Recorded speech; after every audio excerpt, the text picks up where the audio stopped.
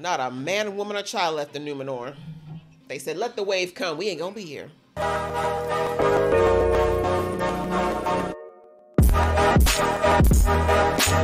Hey guys, it's your girl Aisha, aka Geek Chic, and we are back with another reaction to Lord of the Rings, Rings of Power. We're now on to episode 5, which is called Partings. So the last episode was very much a storytelling episode. It was definitely slower as far as no action, but I heard some people say they didn't feel like there was any character progression, but I disagree. I do think we got to know a little bit more around Isildur's motivations, what kind of a character he was. We got to understand a little bit more about Numenor, and I do think that the show wanted to put a lot of focus on Numenor because it is something that was only spoken about in the movies, and it was kind of this huge influential place, you know, as far as humans were concerned, than that was referenced in the movies. So I'm not really mad at them spending some time for us to get to know that area and see it. I have a feeling we're not going to see much more of it after this, so I'm okay with that.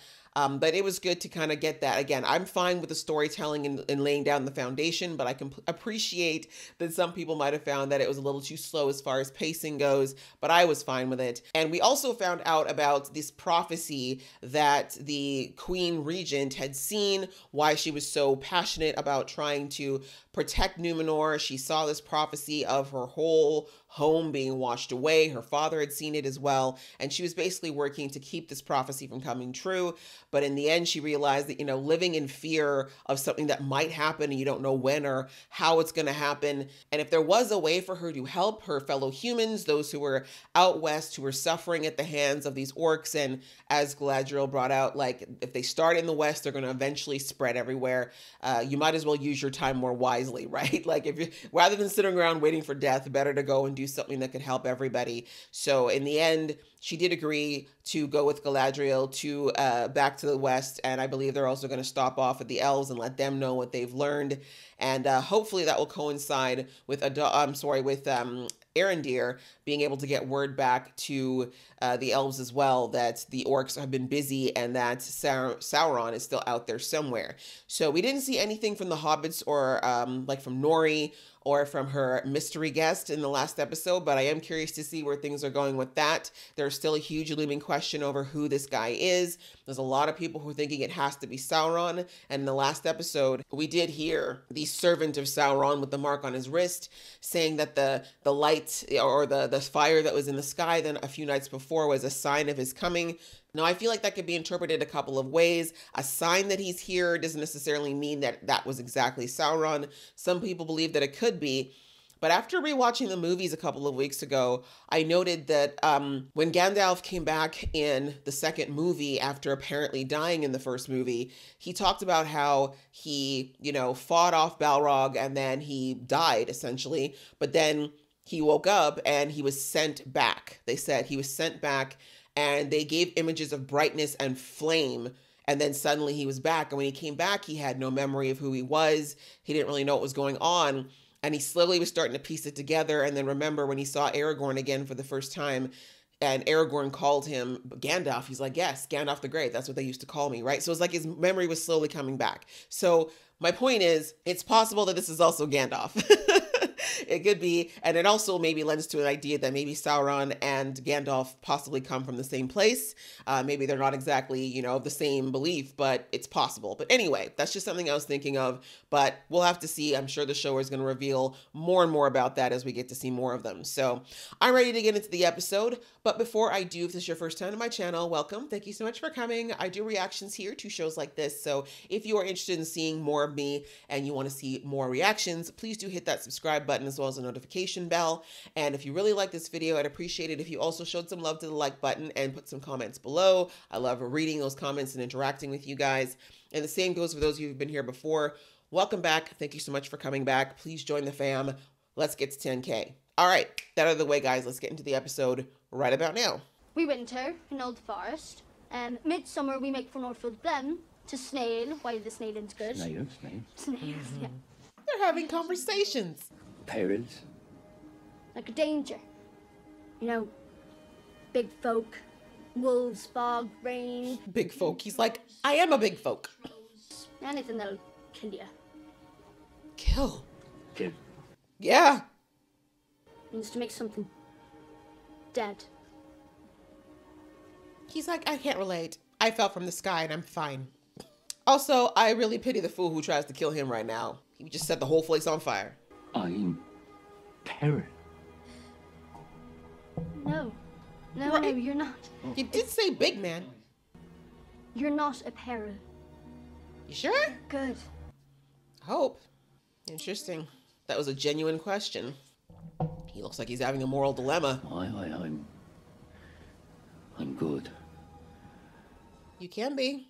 Constant decision. Save me, listen, you're snoring. Oh, stuff, I do not snore. Yes, you do.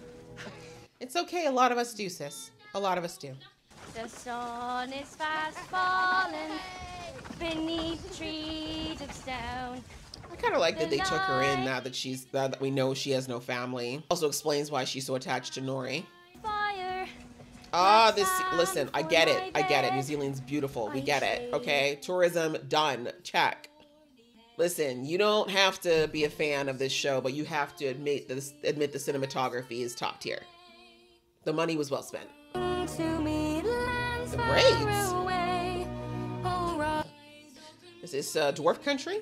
See, I like this. I know this is definitely an acquired taste for some people, but I like this type of storytelling. To me, this is so, I don't know, it's realistic. I feel like I'm watching a book, if that makes sense. I don't hate the song. It's very cute.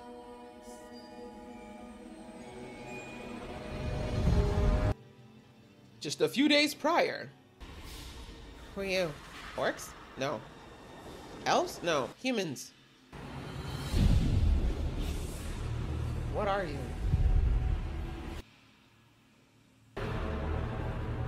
Hi. You look like you need a sandwich. What's going on? Why are you so angry? Who are they? The tunnel is complete, my lord. He's so mad. He's like, couldn't you have had this meeting in the night? I wish you could feel like I do. And with it, the part of me that knew its warmth as well. He's like, could you do this speech faster? This hurts. Summon the legions. It is Okay. Anything to get out of this sunlight. Is he mad because he's not pretty anymore? Is that it? Because he doesn't look like he'd be able to fit in with the whole elf aesthetic. Is that why he went to the orcs? I think that must be it. It's okay, boo. You know, there's love for everybody. There's got to be some elves that are less cute somewhere. She's like, hey, listen up, everybody. This is my boyfriend. Know that. But if you choose to stand with me and fight, this tower will no longer be a reminder of our frailty, but a symbol of our strength. Fight, hun? These are farmers. Who among you will stand and fight? It's not that I don't want to fight, but like, I literally have only wielded a pitchfork. What, sis, my beautiful sister, watch, put your hand up. Stand and fight. You will die. You will To take our chances, bowing to the supposed enemy. Oh, supposed. Follow me, and together we will. Come on, Yeah, go on. It's okay, Bronwyn, they're weak. follow me. Yeah, you should go, emo boy. No one likes you. Time. Come with me, come on, lad. Why don't you go, Theo? You don't want to give up your little sword? Go. I'm sorry. I'm normally all about, mother-child relationships, but this kid is ticking me off. Run, lads. Not a man, woman, or child left in Numenor. They said, let the wave come. We ain't gonna be here. Half the city wants a spot on those boats. Slip me to the front of the line. Oh, now you want privilege again, huh? Interesting. You're being absurd. While you were feigning fidelity to the traditions of this isle, these men were living them. They were putting in the works. Wait, sorry. To serve. Something for which you evidently care little. You kind of deserve that. But you had your Actions. chance. Yeah. And you made your choice. Actions speak louder than words, Isildur. I mean, I know he's gonna end up in that ship anyway, but this is why you can't just be all wishy-washy, you know what I'm saying? I believe him. I believe he believes that he wants to do this, but he has just been kind of relying on his privilege to just skate by. You need conviction to do these kind of things. Come with me. Forgive me for not sending word to you sooner. Been a trying week. Why didn't he stop this? He's loyal to her, rightly or Wrongly. It's interesting, you know, the last episode made it seem like most Numenorians were down for this, but I guess there's a lot that are still very anti-elf. Did he earn it this time, or did he just steal it again? He's like, oh, okay, well, maybe you are kind of good at this sword-making thing for, you know, a Westerner. My thanks, Lord Halbrand. Lord? I'm certain your fellowship will prove just as invaluable once you make landfall. Huh? Landfall. He's the guy I wasn't planning to leave. My companion is merely feeling the weight of his task. I have no doubt, come time, he will do his part. That's coercion. I don't like how pushy Galadriel is sometimes. Like, I understand that where she's coming from, but he has to be ready. Find another head to crown. Yeah, you can't muscle your way through everything, Galadriel. How many times? God, lady. He told you. You sometimes just have to talk to people, listen, find out what he really wants. No, you're just telling him, oh, you're going to get a crown, so you should be happy. Maybe he doesn't want to go. He left. He had the option to stay in the Southlands. He left. Easier in the dark. Easier in the dark. Interesting. I'm liking the way they're using wordplay with him. He's responsible, isn't he? The big fella. What precisely do you expect me to do about it? What you ought to have done at the camp. Take their wheels and leave them. What's it gonna take? Why is it his fault again? And honestly, you sitting there talking about that, why don't you do it then? Sis, you go and condemn some people to their death. Are they heading south though? I'm trying to figure out from the map if they're heading towards the danger. That. Oh, when the birds leave, you know it's time to get out. I don't know if your hobbit hiding techniques are going to work with animals, though, because they can probably smell better than you guys. I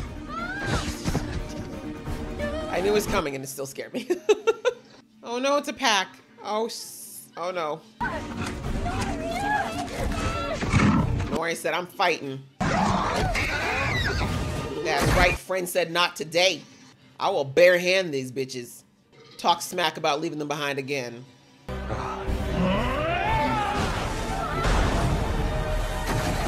What? That's right. Y'all want another piece? Be gone. You okay? That probably took a lot out of you, buddy. Oh God, it took way more than I thought. Every time he's used magic, I've noticed it's weakened him, which is interesting. Their strokes fall like the stone giants of the Northmoors. Thanks.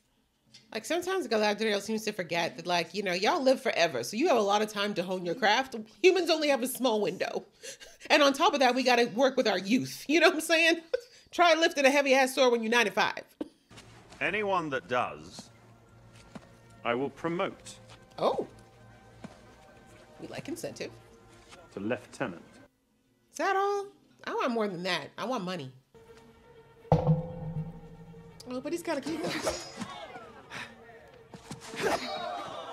Ooh, it's a dance. Why am I hearing like the TikTok meme right now with Sailor Moon? Oh, she's like, now it's finally getting interesting. I'll take that. Oh, now Galadriel's gonna have to embarrass all y'all. Why'd y'all come at her at once? Y'all asked for this. It's the second time we've seen Galadriel smile. She either has to be killing something or riding. Okay, got it. Never trust brute force to best an orc. He got close though, but he did mark her. Well done, Lieutenant.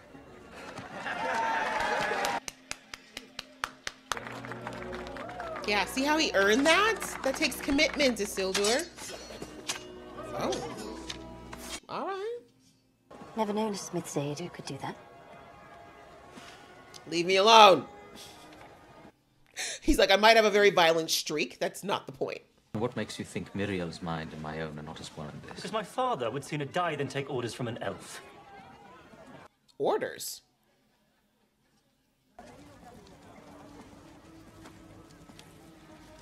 This boy really wants to be smacked upside the head, huh? Orders from an elf. Right? Boy. He's like, you know I can make more of you, right? And give them the king they've long awaited. A king who will be forever in our debt.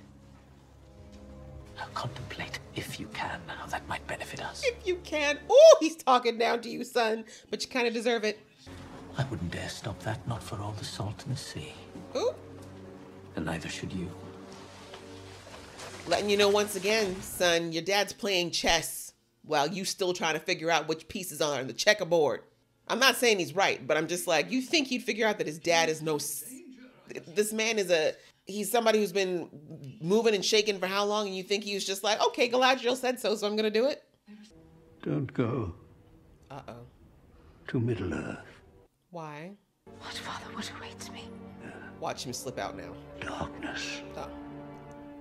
Well, the darkness is going to come here anyway, so you either go out to meet it or wait for it to come to you.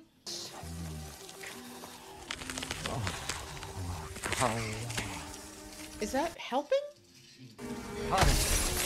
Oh, why would you go and touch that? Are you...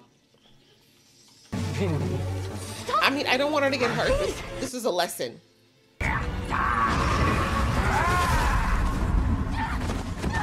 Jesus. You okay, Nori? He was not even there. Interesting. Ice that doesn't freeze, fire that doesn't burn. Oh, no, she's scared of him. Oh.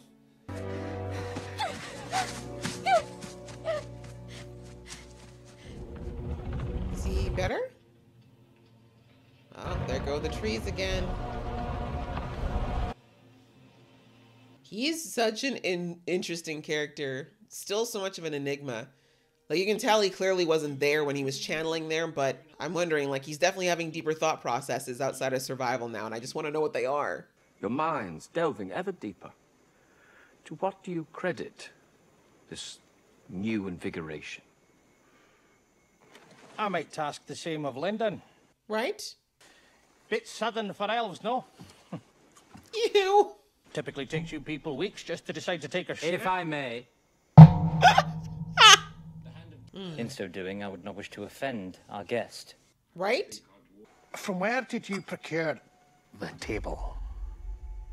Why do you ask? We reserve its use for the most sacred purposes. Monuments or tombs to our honored dead. So what he's saying is that you totally appropriated his culture and you're eating off of it for fun. Please forgive our sacrilege, Lord Durin. Period. It's good to know there's still some honor left among the elves. Dig. To the union of our two peoples, then. Durin said, stop poking in my business. Because y'all think because I'm young and short, I'm stupid. I appreciate it, though. Elves be getting a little too lofty too often. I wonder, High King, if it is in fact you who has been lying to me. What you up to? What is it with people speaking out in front of the help this episode? On the other, a Balrog of Morgoth channeled all his hatred into the tree to destroy it. Balrog! Snared the tree. Imagery is amazing! Oh my god! Forging of their conflict. Created the heart. They say it seeped down the roots into the mountain depths, where for centuries now, it has waited. Yeah, doesn't mean it belongs to you. I admit only this. I promised Durin never to reveal his people's secrets. And what if keeping your promise to his people meant ensuring the doom of your own? Doom? I think you're being dramatic. But I'm glad that Elrond recognizes that Durin was right to be apprehensive. And that Elrond at least is being honest. I mean, he held back about the whole what the tower's purposes were for before, but it's not like he was trying to take from them, right? The blight upon this tree is but an outer manifestation of an inner reality. That the light of the Eldar, our light, is fading. You could just go back to your sweet by and by. Did the dwarves find the ore or not? This is a hard one. Please, I don't know. I don't know what the right answer is. It will be the end, not just of our people, but all peoples. Except the orcs. If the hope of preventing that is not reason enough to make you reconsider your oath, I suggest you find another. Talk to Durin. This is a hard one. Go talk to Durin, tell him the truth, and ask him if he thinks it's the right decision to make. That's what I would do. Be like, okay, dude, I made a promise to you. I want to keep it, but here's the situation. Because it affects him and dwarves too. This doesn't have to be something that Elrond makes the decision on his own. Sing! Come on, sing! You go on and block. A fairly lavish apology, which Ontama, of course, would have accepted instantly, but I wouldn't have. And do you know why? You're only apologizing because you think, now that I've been promoted, I can get you on the expedition. Period. He knows you too well. What'll it take to make this right? Maybe doing it out of a real sense of apology? One day I hope it will be. Actions One day have consequences. I hope you find something that you would be willing to sacrifice anything for. But this is kind of a boy who cried wolf situation. You're going to be on the ship, my friend, but you have to understand that this is the result of you shirking your responsibilities. And again, as I said in that episode, when you threw away this chance, you should have just said straight up, I don't want to do it. So what, you're going to sabotage things? Are you... You almost murdered someone. Stowing away? And are you about to commit arson? Guess we both have a secret.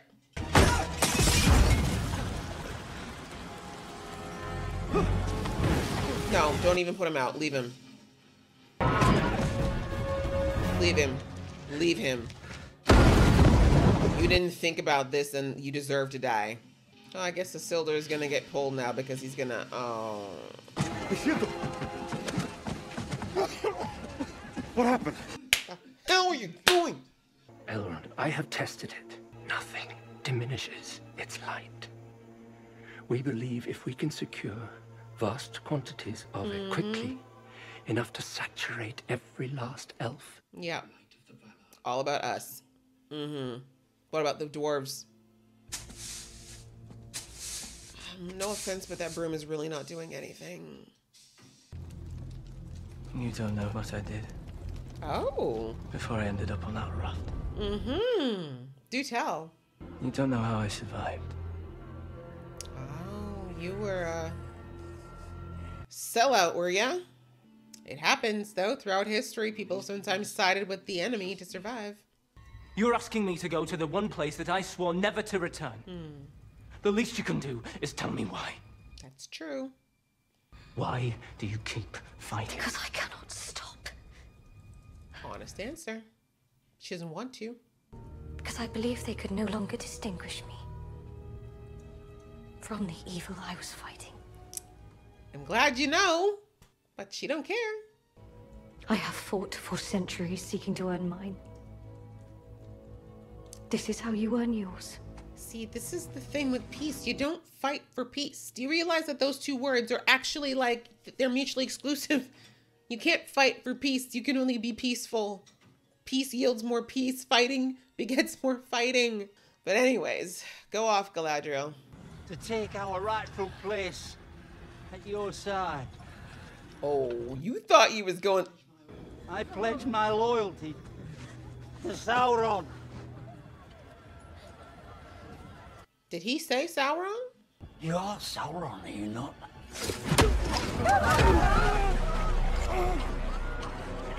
You little ingrate. You puny little man. I'll serve you then. There you are. I'm sorry, that's hilarious. He's like, oh, whatever. I'm just giving out fealty today. You'll do. Only blood can bind. Yeah, this is the club y'all wanted to join. So, line up. I'm actually fine because I don't like emo boy. He's like, I never liked you. No. You slapped a drink out of my hand. Because it took me over 200 years to develop the bravery that's keeping me standing here tonight. You found it in only 14. And we're going to need another fight to come. Stroke the ego. I've come to know the voices and the hands of those behind them. Half of us just left. And? But half stayed. Yeah. Including you. Arondir's like, I'm a glass half full kind of guy, man. You ain't gonna get me down. You better be nice to your stepdaddy. If there's anyone's gonna save your soul, it's him. There's something you don't know. Oh? Tell me. Oh, thank God. I might just have, okay. I'm off the kid can die train. Theo can live. This is good though. It shows that Theo finally trusts him, as he should since he saved his life, but. Oh, look what you found. Our enemy knows your son has what he needs to enact it. Mm-hmm. How long? Oh. Days. Really? I feel like it's hours. Maybe hours. Yeah. Orcs don't sleep. We can survive this, Bronwyn. Can we? There is a way. How? Your people have worked an entire age to earn back their virtue. Would you undo it all in just one moment of despair? She's like, I've only lived this one short human life. Because we're destined for the darkness. Damn. You just fell right off of hope that quick, huh? What power do we have to stop him? Look around. It's over. Not yet. Soon enough. Oh my God. And when they march upon us, this tower will fall. All right, bye. Damn, that is a heavy-ass table to bring all the way back. I don't think you thought this through, Durin. You made it up, didn't you? Disa's been wanting a new table for years, so. I love you, Durin. I gotta love you. But he gets it, that the king was being too condescending. So why don't you come out with it? Because a burden shared may either be halved or doubled, depending on the heart that receives it. Oh! Right to point. Enough with the quail sauce. Yes. Give me the meat and give it to me raw. Thank you. Wait. My kind must either abandon these shores by spring or perish. Perish? Perish? How? Yeah. So the fate of the entire elven race is in my hands. Sorry. That wasn't the evil laugh time? Okay. Say that again. The fate of the entire elven race is in your hands. Feels good, doesn't it? Look at him! Look at it! It's okay, glow, baby. Whose hands? Say the name, baby. Say my name. All right. Have the damn mithril. Fetch your feathery shirts. Let's start walking. Don't thank me yet. Thank me after we find a way to convince my father. Right? He's like, I'm not actually in charge of it. Under one condition. Tell Disa the table's from me. Don't push your luck, Elf. I like that he's like, I need to get in good with Disa. Do you see what happens when you actually treat them like equals? But I'm glad he told him, like, that's all you need to do is be honest with Durin, because Durin's not a jerk. He left it here. What will he say?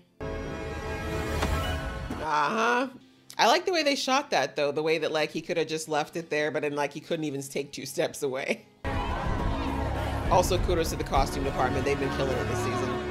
Look at that! Look at that armor!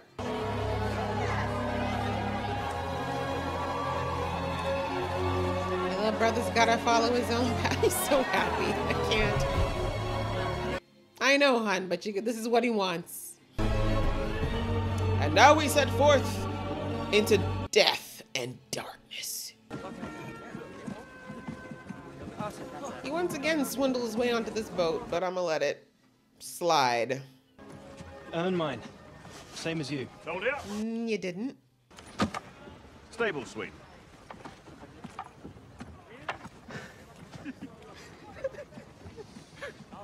You need the humbling of Isildur, because you didn't really earn it. You was gonna stow away. The real badasses stepped aboard, hair blowing in the breeze. I can't think of having your hair out there is very smart for battle, though. We had noise for Middle Earth. I wouldn't cheer yet. It's not so pretty over there right now. I gotta think, though, there's others besides Isildur that are very excited about this, because if you lived on an island your whole life, the rest of the world's gotta be somewhat of a curiosity for somebody. Even if everything you've heard about it has been bad. Wave goodbye to your loved ones. Many of you will never see them again. These boats are amazing. I wonder if those are, they look practical. At least that one does anyways, and it looks amazing. Every episode is literally cinema quality, you guys. Like, I'm sorry. I'm gonna keep saying it because the credit is due. The credit is due. Feel the way you want about the plot and everything else, but they did the damn thing on the visuals in this. This is literally like a cinematic feature every week, which is like such a treat. And I mean, they spent a lot of money to make it look that way, but I'm so glad that there's no question as to where the money went as far as that budget. Okay, guys, that was episode 5 called Partings. And we do have a great departure here from Numenor happening. And we also have a departure of Elrond and Durin back to, oh gosh, what is the name of Durin's home now? It just went out of my head. Khazad-dûm. They now have the mission of trying to convince the king to allow the elves to go in and essentially invade their home and start mining mithril. But I already kind of thought the elves were going to end up helping with that because, as we saw, the dwarves are struggling a bit with how to mine it without causing a lot of damage. But now knowing the history behind how the mithril was even created explains a lot. I like this episode a lot. Like, there wasn't, again, a lot in the way of action, but I've said it many times and I'll keep saying it. I'm a huge fan of storytelling. Like, I really like taking the time to unfold a story and give it layers and give it different like aspects, because the difference between a movie and TV shows is that a movie doesn't usually have time to paint pictures like this, at least not in one movie. Now, Lord of the Rings did their best over 3 movies, but as we all know, like, Peter Jackson still had to cut out so much just to make it so that it wasn't like, 5 hours each sitting. But in this case, I really feel like they're taking the time to like let us take the story in and to tell us that story. And I think that, again, I'm not saying for those who dislike it, it is what it is. I'm not arguing with y'all. Like, I still like the show a lot. If you don't, I understand that. However, for me, one of the reasons I appreciate it is that as someone who is a writer and who is an avid book reader and someone who just really has that fantasy world that builds in my head, I love watching these elements of a story come together. Like, I'm okay with waiting for the story to be put together. And we don't often see that on screen because it does take time. And sadly, we keep getting further and further into a generation of very quick attention spans. Like, we're the TikTok generation now, where if you can't give me the story in 30 seconds or less, I'm not caring about it. But true storytelling takes time.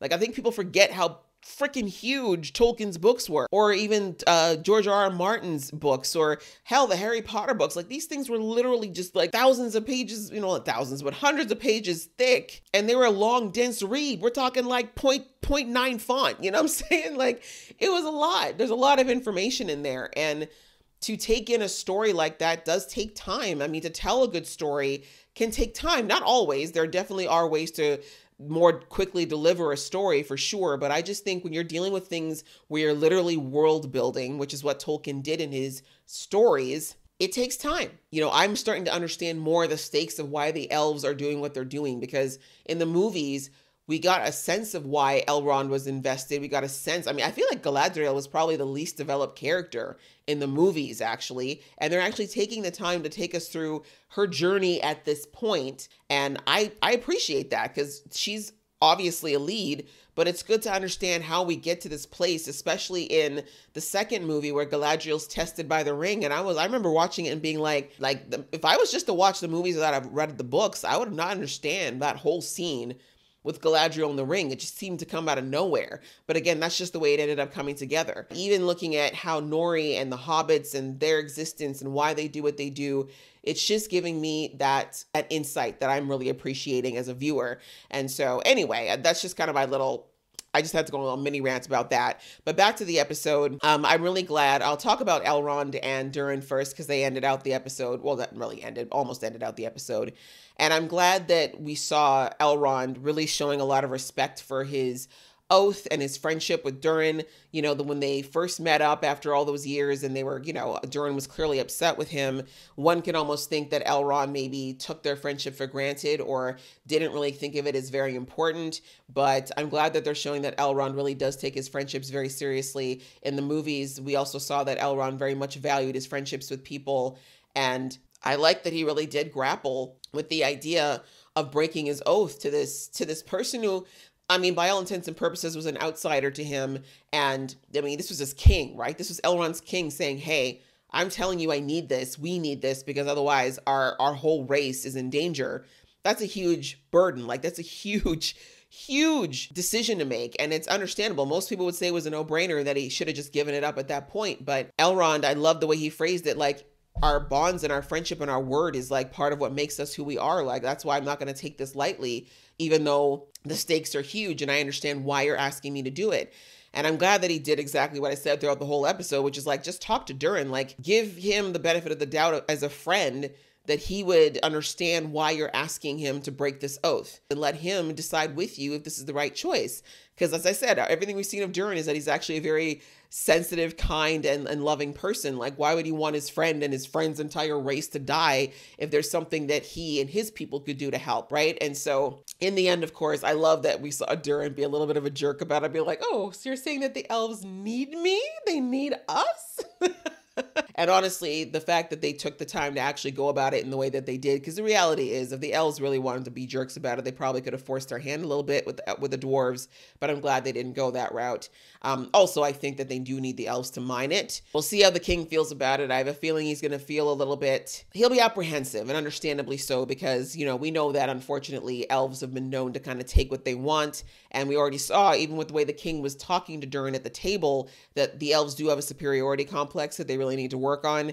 It's like, if you're going to be here on this plane with all these other races, you need to stop acting like you're better than them, you know? Moving on to Arondir and the humans.